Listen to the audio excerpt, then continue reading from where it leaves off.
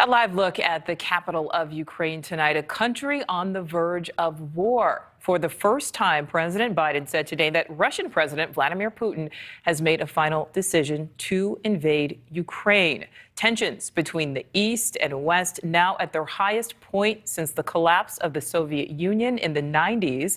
So what's life like in Ukraine tonight? Joe Lindsley is a journalist and editor of Lviv Now. He's live in Lviv, which is located on the western side of the country. Joe, thank you so much for joining us tonight.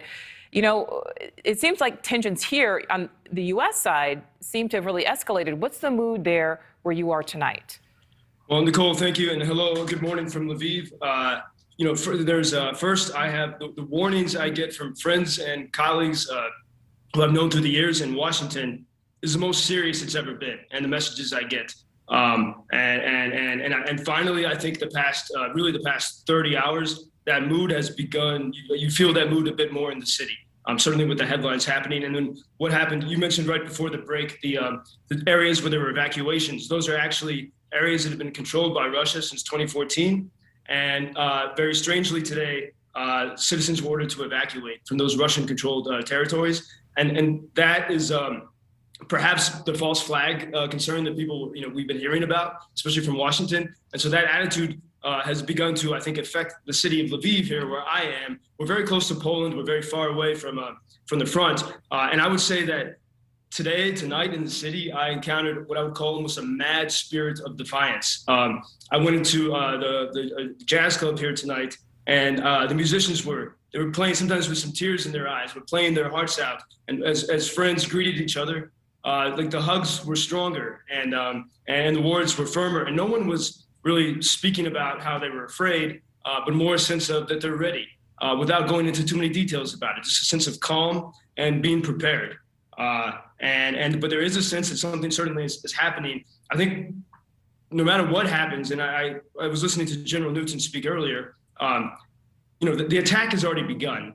The reputation of Ukraine is harmed.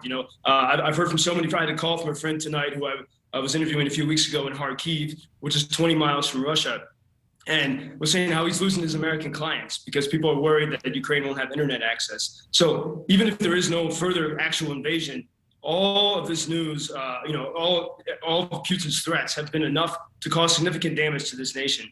And I think, and there's a question, what is he after? And today as I walked around the city today and I interviewed people, I felt like I was in a class on constitutional and political theory.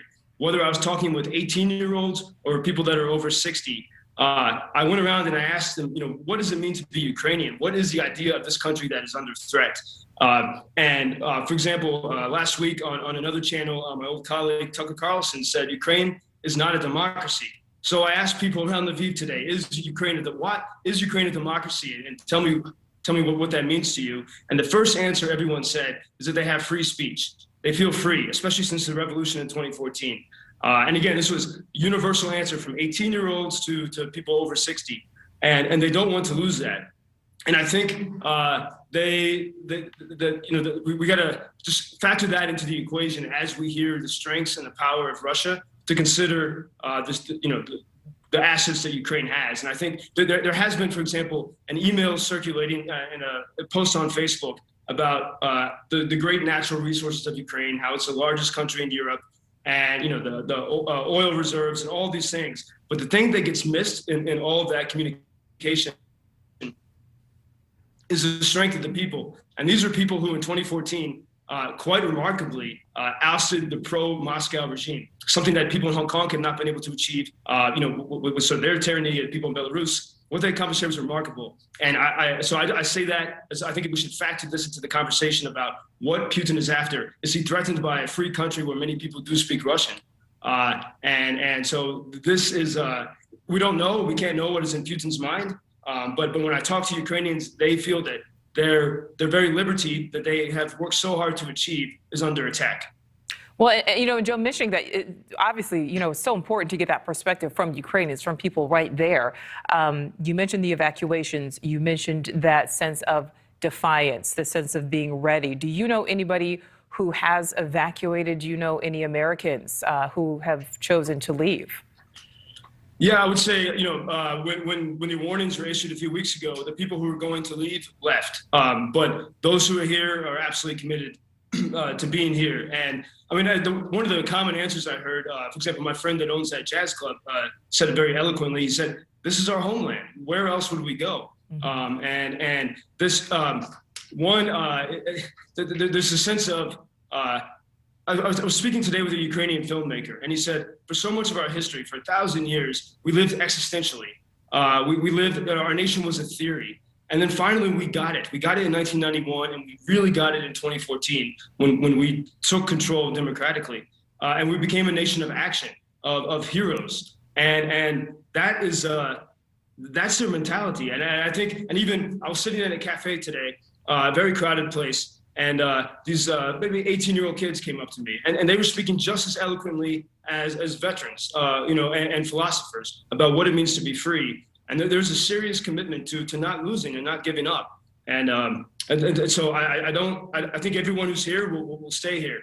And people certainly have plans and where to go if you have to go away, to hide and prepare. But there is a sort of, as I said, and I saw it in the eyes of those musicians tonight, a spirit of calm and mad defiance.